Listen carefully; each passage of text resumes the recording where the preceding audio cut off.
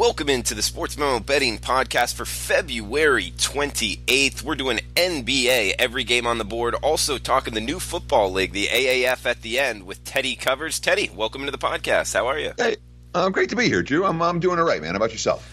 I'm doing good as well. And, you've been hot of late in the NBA, hitting 73% since February 12th, the last 2.5 weeks. So excited to get your opinion here, Teddy. We got 529, 530 up first. Minnesota at Indiana. Indiana minus 3.5, some fours out there. That's what they're laying at home. Total 221.5, Teddy. How would you look to bet this top of the board matchup? Yeah, both teams here playing on the second of back-to-backs. And fairly disparate track records when you're talking about being in this role. T-Wolves, well, they've had 8 games this year on second of back-to-backs. They've won 2 of those. Indiana's had 11 of those opportunities. They're 8-3. They're straight up in those contests. Against the spread, the T-Wolves have been a little bit better, but the Pacers have most assuredly been moneymakers on second of back-to-backs. Indiana's also been a pretty good team at avoiding losing streaks this season. They're now off back-to-back losses after getting beaten by the Pistons and the Mavs in their last 2 contests. It is worth noting, both those losses, Detroit and Dallas, Indiana outplayed down the stretch of those contests. This is a team that's been stealing games where they're outplaying their foes down the stretch all year long. That's not the case right now. And, to make it even worse for the Pacers, a team that's playing obviously without Oladipo, well, Sabonis doesn't look like he's going to be able to go tonight. He missed last night's game. Impact player in the low post. And Tyreek Evans is dealing with a bout of food poisoning. He was unable to play yesterday and is very questionable today. So second night of back-to-backs for a team without their superstar. Well, they also will be potentially missing a couple of key role players tonight, which may negate their long-term success this season on the second of back-to-backs. Teddy, next game up, also 7 o'clock Eastern, 4 o'clock Pacific tip here. Golden State at Orlando, total at 225. With the Warriors laying 4 now, it looks like Orlando's taking some money. And Teddy, after that Warriors game last night against the Heat, man, that was a wild finish. And they're making the trip up the turnpike here to Orlando, just a 3-hour trip, and they're having to go back-to-back. But it's an interesting spot anyway, considering what the Warriors just went through a number of hours ago. Yeah, it sure is. I mean, and that wasn't your typical NBA game. Golden State rallied from 24 down, ton of energy, to take the lead, and then lost at the end on a pretty impressive D-Wade three-pointer, if you missed it. And it was a night, Steph Curry was hitting, Klay Thompson was hitting. They used up a ton of energy rallying from behind in that ball game to lose it at the end. Now Durant is sitting. That's what the big line move was for Orlando. Durant expected to sit tonight. He's down to out. But Cousins, there was some question whether Cousins was going to play. He's been upgraded to probable. Iguodala also expected to sit this evening, of course, for a Warriors team that doesn't have the depth that it did a few years ago. You can't when you're paying your superstars that much money. Orlando, since the All-Star break, they've lost twice, both bad losses, and both as favorites. One game they won came in the underdog role. This is a team that I have a hard time taking points with, especially at Circle the Wagons time. Maybe make a case for it, but boy, the Magic comments, the quotes were a little bit dicey for me coming off their most recent loss when they blew that game against the Knicks at Madison Square Garden. I wonder if there are some internal chemistry issues with Orlando that may rear their ugly heads. They've been great dogs. They have not been good favorites, obviously, tonight, catching points at home against a tired Warriors squad. Teddy Covers hitting 73% NBA last 2.5 weeks. Also, guys, 26-15 March college basketball last year, 18-9 closeout. He had a great March Madness last year, and we're doing a special coupon code on the podcast month $199. That's month $199 at checkout. Will give you his 30-day all access for just $199. That's $126 off. So you get a great deal there, getting you into March Madness, big portion of the tournament and NBA. You get all of Teddy's selections for just $199 for his 30-day all access. That's coupon code month 199 at checkout. Teddy, next game up, 7:30 Eastern tip, 4:30 Pacific. We got Cleveland at New York. Total of 218.5, seeing some 219s out there. Also pretty much -3 across the board. That's New York laying at home. Yeah, you want to lay with the Knicks? Not particularly from what I've seen. They're 13-48 this season. They're 6-24 at home. They had an 18-game home losing streak, and they're laying points tonight. But it's definitely worth noting there's all of this, oh my God, the Knicks don't want to win, the Cavs don't want to win, lottery picks, ping pong balls. Recognize, all right, Phoenix has the worst record in the NBA. The Knicks are number 2, the Cavs are number 3. And it's likely to be that way at the end of the season. The difference in the number of ping pong balls between the team that finishes with the worst record and the third worst record is 0. All right, Cleveland will have the exact same chance to win the number overall pick as the third seed, as the third worst team, as they would as the worst team. So this incentive to lose in these type of matches is not real. It's not based on math. And if you've watched the Cavs and the Knicks play since the All-Star break, these two teams have looked decent. You know, it's not two horrible-looking teams. The Cavs played a terrible first half against Portland the other night, and they rallied back to take the lead. No, they rallied back. They were within 3. I'm sorry, with 5 minutes left, and then all of a sudden the Blazers hit back-to-back threes, and that was ball game. They had 18 for the contest. But Orlando actually, or I shouldn't say Orlando, Cleveland after the game, they were the quotes out of the locker rooms, yeah, we're pleased with how we rallied back. You know, that's on the heels of back-to-back wins, on the heels of a triple overtime game in which they showed refused to lose, on the heels of a win against the Knicks. I like the way Cleveland's playing right now. I think there may well be money to be made betting on the Cavs. The Knicks off back-to-back wins, 3 of their last 4 victories. The long home losing streak is over. And again, they got punched in the mouth by Orlando in the first half the other night, and you know, took the punch and rallied back. And that's not what you see out of most lottery teams at this stage of the season. But the concept of laying points with the Knicks is a little bit out of my pay grade. I know they have covered 3 games as a favorite this year, 3-5 ATS when laying points, but I think the Cavs, my numbers have the Cavs as the better of these two teams. I wouldn't be surprised at all to Cleveland take another one from the New York Knickerbockers. Teddy, we just talked about the Warriors side of it. We got Miami here heading on the road, playing at Houston. Total of 220 with the Rockets laying 9.5 at home. But just after that game last night, you know, having to take the plane trip to Houston, that's one. It's a tough kind of trip here, tough spot considering how that ended. But I mean, could you view it as, you know, I guess things are kind of turning here for the Heat and actually a bet on scenario on the road tonight? You could view it that way. And again, I'm in action on this game, so I'm going to make a quick case for Miami and a quick case for Houston, and I have a strong enough opinion on one of those two sides to be involved for my clients this evening. Of course, you can get that play right now at sportsmemo.com, but never buy a play. Get us on board with a package, for God's sakes. It's such better value. You know, it gives you a chance. If I lose a play, oh, hey, Teddy, if you get on me with a week or a month and this great deal for a month, it's a whole different story. You get a chance to bounce back. So that's what I encourage. But the bottom line is I do have a play on this ball game.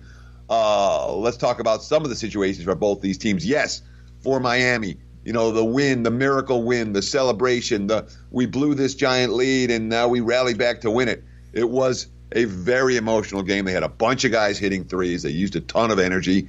It's not your natural bet on spot for the Heat on the second of back-to-backs as they step up in class once again. All that being said, Houston, you're being asked to lay a price. And, oh, by the way, the Rockets, who were finally healthy, not one but two. Fareed got hurt last night. Shumpert got hurt last night. Those are big injuries when it comes to Houston's depth that are, you know, absolutely a concern moving forward. And certainly for tonight, both guys have been downgraded to doubtful. And Teddy, just in the Eastern Conference, do you think Miami, Orlando, Charlotte, who do you think kind of gets this 7-8, 9, the 7-8 spot to get into the playoffs?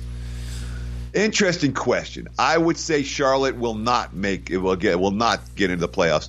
Orlando and or Miami will get in. One of those two teams, maybe both, will get in. I think there's some love for the Nets right now. I think there's some potentially positive vibes with the Pistons right now, but neither of those two teams is a lock.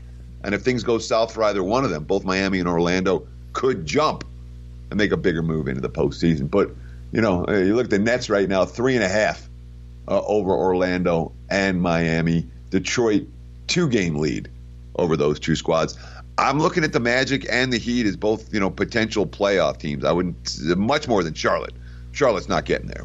So one of those two teams will overcome the Hornets. And it's interesting how the East is setting up. It's almost like the top 5 seeds are kind of pulling away, and then Brooklyn, Detroit, Charlotte locked in at 6, 7, 8. And then right behind them is Orlando, Miami, and even Washington hanging on in that 11 spot. But it's almost like, those 6 teams vying for just 3 spots. It will be a fun one to watch in the East. And then in the West, we talked about it, I believe, last week on the podcast, the NBA podcast, that the Lakers, you think that they will make a push here and make the playoffs, or no? Yeah, again, what we saw from LA again last night. First of all, I have a Lakers to make the playoffs at a bad number in my pocket. I took it at -110. It was as high as plus $3 after they lost those back-to-back games. So I didn't exactly get a good number on LA. All that being said, Lakers are better than the Clippers. They're every bit as good as the Kings, if not more so, and LeBron matters. I would not sell LA short to give them the chance to get annihilated by the Warriors in the first round. Do you know what sports books are offering that future prop? It was so when I got it at -110, and then it was as high as plus $3 after LA lost those back-to-back games over at the Westgate. I have not looked at it in the last day or two. Okay, but it's pretty much widely available offshore in Vegas. I don't know if it's widely available. This is the Westgate Superbook put a prop on it, and that's where I bet it. Okay. All right, we got 539, 540 up next, Teddy. We got Philadelphia at Oklahoma City. 239 high total here, highest total on the board for tonight, with the Thunder laying 5 at home. Yeah, and, obviously with Philadelphia, and we skipped one. We'll go back and talk about Utah-Denver in just a minute. But with the Sixers, we have to talk about the injury situation because, Philly has 2 rim protectors, Joel Embiid and Bobby Marjanovic.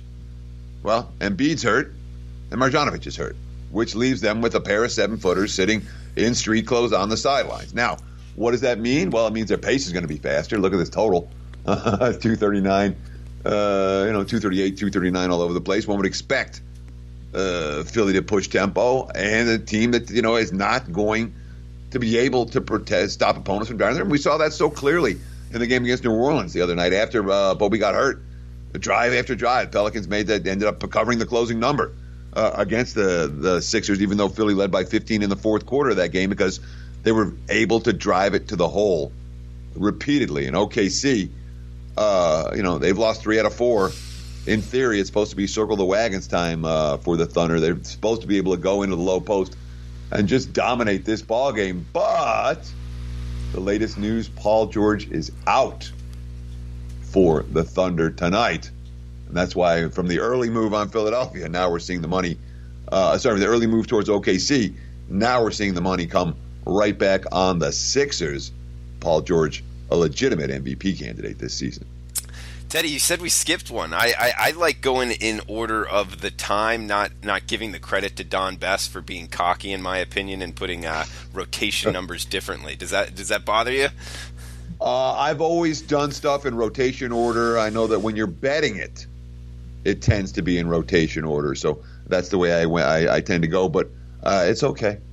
I didn't realize that there was a time change switch. Yeah, the Sixers OKC is the early game and Utah Denver's a late game. It is not a crisis that we're going in this order.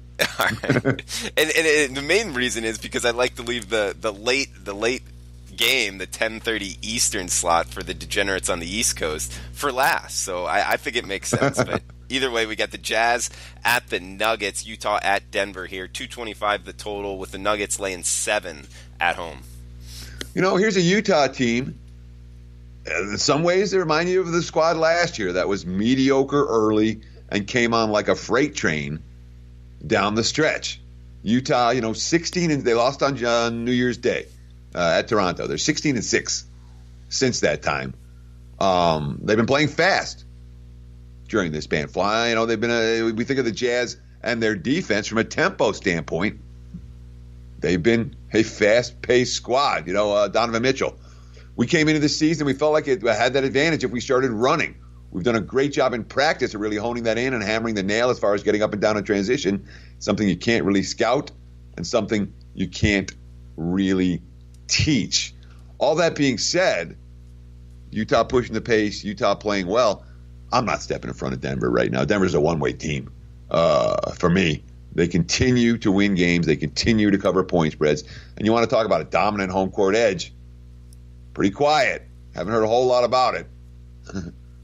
20-8 ATS the home favorite. 22-9 ATS overall at home. They only lost 4 home games all year. And you talk about the Joker and what he's done, finally getting some recognition with the All-Star game and how big he's been down the stretch of these contests. But Utah can match Denver with size. They've got the low post studs in Favors and Gobert. They cannot match the Nuggets in terms of depth. I mean, now that Gary Harris is back for Denver and Paul Millsap's back for Denver, the Nuggets are as deep as anybody in the West. That'll help them a lot in the regular season. Don't know if it's going to matter in the playoffs a whole lot when the rotations get shorter, but I can understand why we've seen a fair bit of Denver money so far today. Personally, I kind of like this game up and over. The total issues at point guard for the Jazz tonight, however, could be a concern. Ricky Rubio listed as questionable. Teddy, great breakdown, like always, of the NBA betting board. And guys, remember the coupon code MONTH199 at checkout. That's MONTH199 at checkout for Teddy Covers 30-day all access. Get your March Madness, NBA, any play he releases in any sport for the next 30 days for just $199. That's $126 off the price at sportsmemo.com. Coupon code MONTH199 at checkout. Teddy, let's hit the new football league, the AAF, for a minute. We got Saturday's games. San Diego Fleet at the Memphis Express. Looks like San Diego laying 5.5 or 6. Also got Orlando at Salt Lake. Looks like Orlando laying 4 on the road. I believe that's Steve Spurrier, I believe, Teddy, and I know that he's been doing pretty good. Total of 42 in that one. How would you look to bet the Saturday matchups? Well, let's talk about San Diego Memphis real quick first. Memphis obviously making the QB change that everyone was expecting. Christian Hackenberg goes bye-bye on the bench, and Zach Mettenberger comes in and actually plays a good half of football. And when you look at the spectrum of quarterbacks in the AAF, Mettenberger's got more NFL experience than any of them. In theory, he's supposed to be a pretty big upgrade for this Memphis squad that's a home dog. The only problem, of course, is that, you look at the defensive end. Boy, San Diego's defense has been dominant this season. Them and Birmingham are the two teams that have really stood out on the defensive end. So, interesting scenario there. Maybe looking at an under in that one. And when you talk about, Orlando and Salt Lake, Orlando's the offense that's been working. Garrett Gilbert, who's another guy with some NFL experience, has come in and played very, very well. A playmaking receiver in Johnson. They've been scoring points at a level that no one else in the league's been able to match so far. Now they're going to do it on the highway against, as I mentioned, that Salt Lake team that not elite defensively by any stretch of the imagination, but better than average on the defense side of the football. And, of course, it's Orlando laying the price. Yeah, on the road. That's an interesting number there. We also got the Sunday matchup, San Antonio Commander at the Birmingham Iron, with the Iron laying 7 at home there in Birmingham, Alabama. And the Arizona Hotshots, my favorite team name, laying almost 2 touchdowns, 13.5 at home, hosting the Atlanta Legends. Yeah, I took a shot with Arizona 2 weeks ago. I continue to think they are the best team in the league, or one of the 2 best teams in the league anyway. But the markets are already on it, and that is clearly an issue for them right now. You're talking about laying, close to 2 touchdowns in a game. Again, these games totaled 41.5. Birmingham's laying a touchdown in a game totaled 37.5. And look, I'm with you conceptually on Arizona, but from a price standpoint, I'm not thrilled. And with Birmingham, Luis Perez at quarterback, they gained 3.4 yards per play and 3.8 yards per play in their last 2 wins. Those aren't, I'm going to lay a touchdown kind of number. Of course, Trent Richardson's getting a whole lot of love. He's scoring and that matters because in the red zone, Richardson has found the end zone. He's got a nose for the end zone, but he's only averaging 2.5 yards per carry. He's got 59 attempts, and his long rush of the season is just 10 yards. So for all the stuff that Trent Richardson has done in terms of turning field position into touchdowns, this is not an explosive Birmingham offense, and I'm not real comfortable laying a touchdown with them as a result. Teddy, good stuff, man. The AAF, and do you No. think I'm learning the AAF. I'm not going to tell you that I know the AAF like anybody's business, but I'm learning. I'm paying attention. You know it more than I do. I'll tell you that. I know it more than I did 3 weeks ago. Well, Teddy, anything else you want to throw out there on the pod? No, man. Hey, I appreciate you guys spending part of your day with us. I know everybody's busy out there. I know you got choices as to what you want to listen to. Thanks for taking time to listen to Drew and I right here on the Sports Memo podcast. Absolutely. Well said, Teddy, guys. Coupon code MONTH199 at checkout for his 30-day all-access. Appreciate you tuning in. We'll have Robbie Vino on tomorrow talking college basketball.